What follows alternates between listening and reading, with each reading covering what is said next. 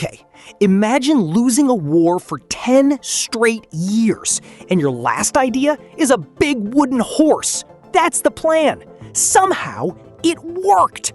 This is maybe the worst-sounding plan in military history, and it nearly fell apart 3 separate times before anyone even got to burn anything down. Quick recap. Skipping the 10 years, you don't have the patience, and neither do I. Greeks show up, promise a quick war, get stuck a decade. Their best fighter, Achilles, is already dead. A prophet tells them exactly what to do, and they do it all. Every box checked. Troy's walls are still standing.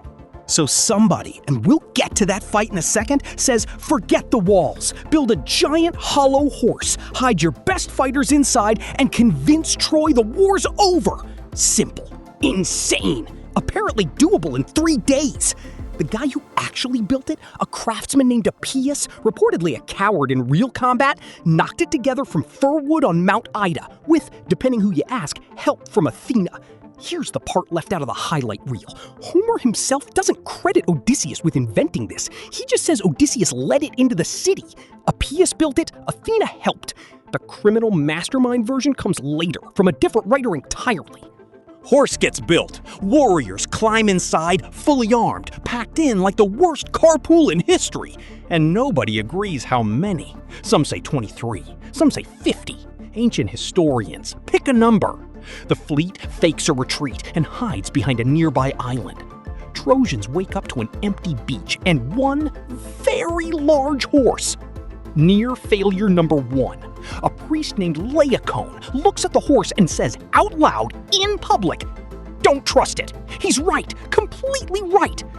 Then 2 sea serpents come out of nowhere and kill him and his sons on the spot. The Trojans call that divine punishment for insulting the gift, instead of, maybe a warning? The one guy who called it gets eaten by snakes, and everyone takes that as a thumbs up. Meanwhile, a planted defector named Sinon, deliberately left behind to get captured, spins a tearjerker story about being persecuted by his own side, using real Greek grudges to sell the lie. A tired, grieving city decides to believe him. Quick honesty break, Sinon, Laocoön, the gate debate, none of that is Homer. It's from a Roman poet, Virgil, writing 700 years later from the losing side's point of view. The version everybody knows is basically fan fiction that got canonized. Either way, it works.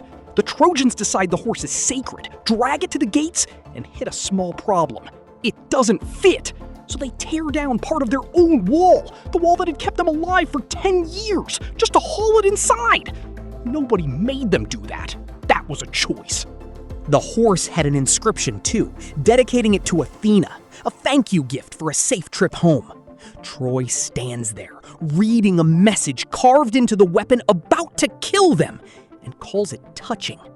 A princess named Cassandra, cursed to never be believed, screams that night that this is a disaster. One account even says her own people held her back from attacking the horse herself. Nobody listens. By then, Troy isn't thinking. They're celebrating. Garlands on the doors, wine, singing, a city that decided the war was over before it actually was. Near failure number 2. And this one's genuinely from Homer. Everything else came later. That night, while Troy sleeps off wine and victory, Helen, yes, that Helen, walks up to the horse, circles it 3 times, calls out in the voice of each hidden soldier's own wife. Nobody fully explains why. The sources just shrug. Inside the horse, a man named Anticlus hears what sounds exactly like his wife's voice, calling his name, and he almost answers, almost stands up in a locked wooden box, surrounded by armed men, which ends the whole plan, right there. 10 years of war for nothing, until Odysseus clamps a hand over his mouth. We don't know what that felt like for Anticlus. No source tells us. Maybe the most human detail in this whole story. The one guy remembered for almost saying something, and we never get to know why.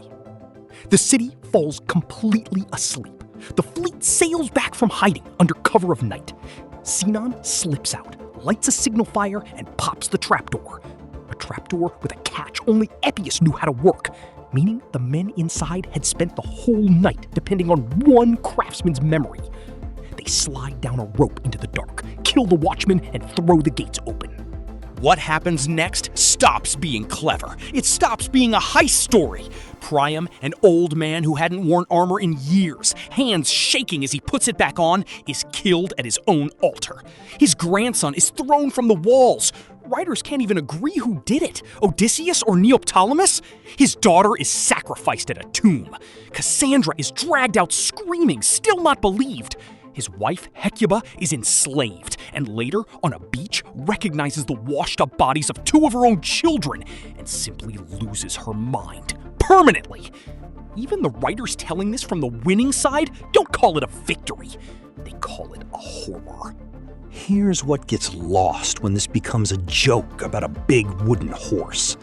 It wasn't confidence. It was 10 years of failure, with nothing left to try. It nearly fell apart because one honest guy had terrible timing with some snakes.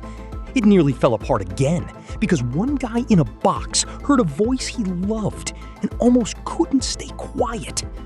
Twice, this whole story comes down to one person's silence.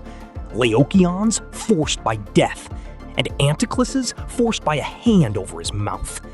And even the version you already know, half of it isn't the original story. It's a Roman writer's retelling, written centuries later from a Trojan's point of view. The most famous trick in history isn't really one story.